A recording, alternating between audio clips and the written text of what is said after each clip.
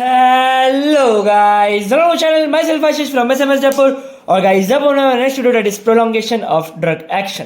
सो guys अपन ने last video में देखा कि फार्माकोकाइनेटिक्स के क्या कहते हैं चार टॉपिक्स थे. मतलब फार्माकोकाइनेटिक्स को पढ़ने के लिए अपन चार डिविजन्स देखते हैं: absorption, distribution, metabolism and excretion. ठीक है, तो एक्चुअली पॉइंट क्या है इस वीडियो में अपन देखेंगे कि ड्रग के एक्शन को प्रोलॉन्ग कैसे किया जा सकता है. मतलब भाई कि ड्रग कैसे करके प्रोलॉन्ग्ड रहे. कहने का मतलब भाई कुछ ऐसा हो जाए जिससे एब्जॉर्प्शन बहुत ज़्यादा बढ़ जाए, जिससे मतलब प्रोलॉन्गेशन हो जाएगा ना ड्रग एक्शन का. तो लाइक प्रोलॉन्गिंग एब्जॉर्प्शन की भाई मतलब एब्जॉर्प्शन धीरे धीरे हो. ठीक है ना.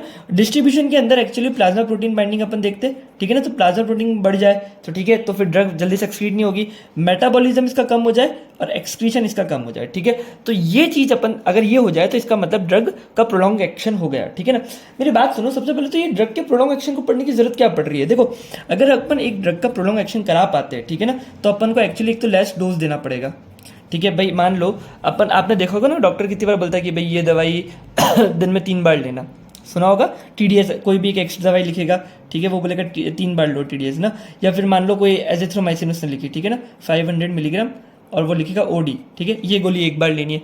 तो एक्चुअली जो गोली एक बार लेनी है वो ज़्यादा अच्छा है ना, बेटर है ना. 3 बार लेने से ज़्यादा अच्छा है कि एक बार ली और पूरे दिन काम हो गया अपना, है ना. तो बेसिकली इसकी लेस फ्रीक्वेंट लाइक अगर लेस डोज नहीं, लेस फ्रीक्वेंसी ऑफ डोसेज देना पड़ेगा. ठीक है, अगर ड्रग प्रोलॉन्ग्ड एक्शन पे रहेगी, लाइक ड्रग का एक्शन लंबा कर देंगे, इससे पेशेंट के लिए ईजी भी हो जाता है. तो पेशेंट कंप्लाइंस इंप्रूव होता है. साथ में बहुत ज़्यादा फ्लक्चुएशन नहीं मिलता. अगर आपने कोई एक डोज दे दिया, ठीक है, तो वो पूरे दिन तक तो वो एक डोज कंटिन्यूस रहता है. अगर आप बार बार डोज देते हो तो बहुत ज़्यादा प्लाज्मा कंसंट्रेशन ऊपर नीचे होता है. ठीक है ना. तो लार्ज फ्लक्चुएशन को अवॉइड करने के लिए अपन प्रोलॉन्गेशन करते हैं एक ड्रग एक्शन का. ठीक है, और कहाँ पे नहीं करते भाई, कहाँ पे जरूरत नहीं पड़ रही.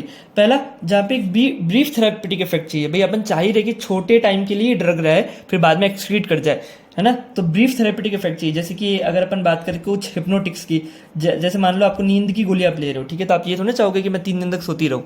आप ये चाहोगे ना रात को लिया सुबह तक आंखें खुल भी जाए.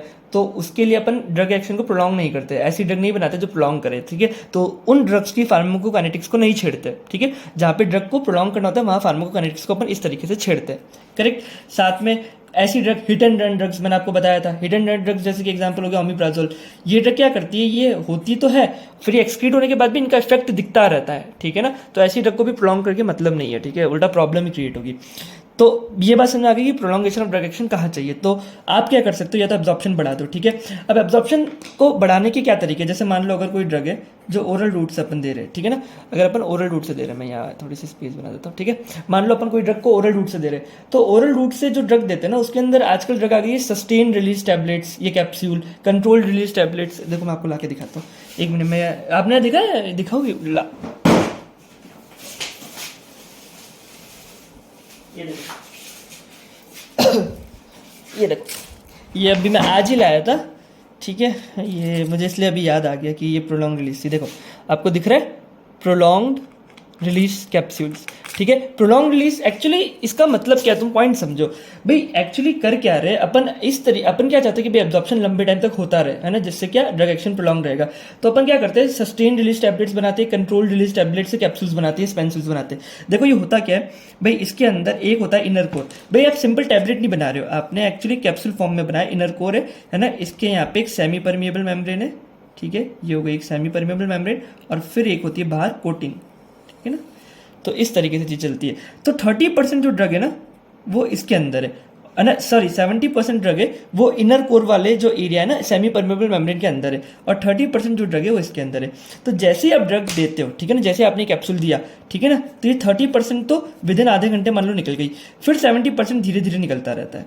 ठीक है, तो इस तरीके से आप प्रोलॉन्ग कर देते हो ड्रग एक्शन को. ठीक है ना. तो इस अगर ओरल डोज में दे रहे हो तो आजकल सस्टेन रिलीज टैबलेट से कैप्सूल्स आ गई है, कंट्रोल रिलीज टैबलेट्स आ गई है, जिसकी वजह से ड्रग एब्जॉर्प्शन को प्रोलॉन्ग किया जा सकता है. ठीक, प्रोलॉन्ग किया जा सकता है. ठीक है, अगर मैं बात करूँ पेरेंटल रूट्स अगर आप दे रहे हो, ठीक है ना, तो पेरेंटल रूट्स आजकल कौन कौन से सिस्टम आ गए.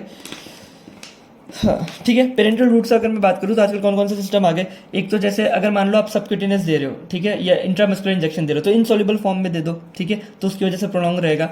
दूसरा, एक तो ट्रांसडर्मल सिस्टम, मैंने आपको ये बताया था कि अगर अपन ट्रांसडर्मल पैच लगाते हैं तो वो तो अपने आप में एक प्रोलॉन्ग काम करता रहता है, ठीक है ना, स्लोली स्लोली रिलीज करता रहता है, ठीक है।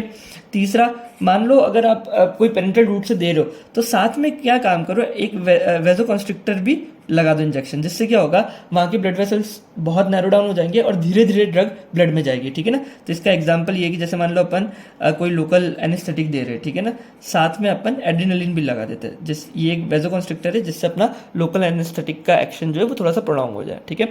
दूसरा, डिस्ट्रीब्यूशन, ठीक है। डिस्ट्रीब्यूशन में मैंने आपको बताया प्लाज्मा प्रोटीन बाइंडिंग को बढ़ा दो, तो इस तरीके से अपन ड्रग एक्शन को प्रोलॉन्ग कर सकते हैं। एग्जाम्पल जैसे सल्फाडॉक्साइन, ठीक है, इस तरीके से हम प्रोलॉन्ग कर सकते हैं। मेटाबॉलिज्म को कम कर दो। देखो मैंने आपको यार जैसे कि अपन ने देखा है ओसीपी के अंदर एक्चुअली ईस्ट्रोजन का एक फॉर्म होता है, दैट इज ईस्ट्राडायोल, ठीक है ना, जो कि एक तरीके से मतलब ओसीपी को मेंटेन रखता है, एक तरीके से कॉन्ट्रासेप्शन को बनाए रखता है, हार्मोनल वे है अपना कॉन्ट्रासेप्शन का, ठीक है। तो ईस्ट्राडायोल आपको पता ना, एक तरीके से ईस्ट्रोजन ही है। मैंने आपको फर्स्ट ईयर ना फिजियोलॉजी में भी पढ़ाया था, कि रिप्रोडक्टिव फिजियोलॉजी में पढ़ाया था, अगर आपको याद हो तो। ईस्ट्रोजन के 2-3 फॉर्म होते हैं, ईस्ट्राडायोल एक मोस्ट कॉमन फॉर्म में आता है, ठीक है। तो अगर आप देखोगे तो ओसीपी में ईस्ट्राडायोल नहीं होता, एक्चुअली होता है एथिनाइल ईस्ट्राडायोल। ये जो एथिनाइल ग्रुप को अपन ने ऐड किया है वो इसीलिए किया है जिससे मेटाबॉलिज्म रिटार्ड हो सके। तो इस तरीके से भी आप ड्रग एक्शन को प्रोलॉन्ग कर सकते हो, ठीक है। और एक्सक्रीशन की अगर अपन बात करें तो एक्सक्रीशन जैसे कि भाई कोई भी चीज़ एक्सक्रीट हो रही है तो मान लो वो एक्टिवली एक्सक्रीट हो रही है, ठीक है ना। तो जैसे कि मान लो एक पेनिसिलिन है, ठीक है ना, तो पेनिसिलिन एक्टिवली एक्सक्रीट हो रहा है, ठीक है ना, ट्यूबुलर एब्जॉर्प्शन से एक्सक्रीट हो रहा है, ठीक है। तो साथ में पेनिसिलिन के दे दो प्रोबेनिसिड, ठीक है ना। तो प्रोबेनिसिड क्या करता है, ये एक्चुअली प्रोलॉन्ग कर देता है एक्शन ऑफ पेनिसिलिन को। कैसे? ये इसका कॉम्पिटिटिव इनहिबिटर है। तो जहां पेनिसिलिन एक्सक्रीट होना होता है वहां पे प्रोबेनिसिड एक्सक्रीट हो जाता है और पेनिसिलिन का पेनिसिलिन ब्लड में ज़्यादा टाइम तक रहता है और उसका एक्शन प्रोलॉन्ग हो जाता है, ठीक है ना। तो ये भी एक तरीका है कि एक्सक्रीशन को कैसे ना कैसे करके कम कर दो ड्रग का, जिसकी वजह से एक्शन प्रोलॉन्ग रहे, ठीक है। तो इसके साथ जैसे पेनिसिलिन हो गया, एम्पिसिलिन हो गया, एमॉक्सिलिन हो गया, इनके साथ अपन प्रोबेनिसिड देते हैं, ठीक है, जिससे वो कॉम्पिटिटिवली उसको इनहिबिट करे, ठीक है। तो ये 4 तरीके थे जिससे आप एक ड्रग एक्शन को प्रोलॉन्ग कर सकते हो। और ऑफकोर्स इसके अंदर अपन फार्माकोकाइनेटिक्स को ही छेड़ते। वैसे देखा जाए तो ये बहुत इंपॉर्टेंट है, क्योंकि भाई आपकी फ्रीक्वेंसी कम हो रही है, मतलब आपको फ्रीक्वेंटली कम टाइम आपको ड्रग लेनी पड़ रही है, पेशेंट का कंप्लायंस बढ़ रहा है, फ्लक्चुएशन कम हो रहा है, बट ये करने के लिए आपको प्रोलॉन्गेशन करना पड़ रहा है। और प्रोलॉन्गेशन ऑफ द ड्रग करने के लिए आपको पूरा का पूरा फार्माकोकाइनेटिक्स आना चाहिए। तो अपने इसलिए मैंने आपको लास्ट वीडियो में समरी भी बताई। तो पूरा फार्माकोकाइनेटिक्स किसी इंसान को जब आ जाता है ना, तो वो एक्चुअली इस तरीके लाइक साइंटिस्ट के लेवल पे बता रहा हूँ, वो इस तरीके से चीज़ें सोचते हैं और एक ड्रग को क्रिएट कर रहे होते हैं, ठीक है ना। और बेसिकली अपन एज एन MBBS अपन तो इसको यूज़ करते हैं ना, ठीक है ना। तो अपना तो काम है क्लिनिकली चीज़ों को देखना, बट फार्मा वाले जो लोग होते हैं वो साइंटिफिकली इस तरीके से चीज़ों को हैंडल कर रहे होते हैं, ठीक है। सो गाइस, इस वीडियो में इतना ही। नेक्स्ट वीडियो में अब अपन चालू करेंगे फार्माकोडायनेमिक्स, ठीक है। बहुत मजा आएगा फार्माकोडायनेमिक्स में भी। फार्माकोकाइनेटिक्स जितना बड़ा टॉपिक नहीं है, शॉर्ट टॉपिक है, स्वीट टॉपिक है, ठीक है। सो मिलते हैं अगले वीडियो में, तब तक के लिए बाय बाय। जय हिंद, जय भारत।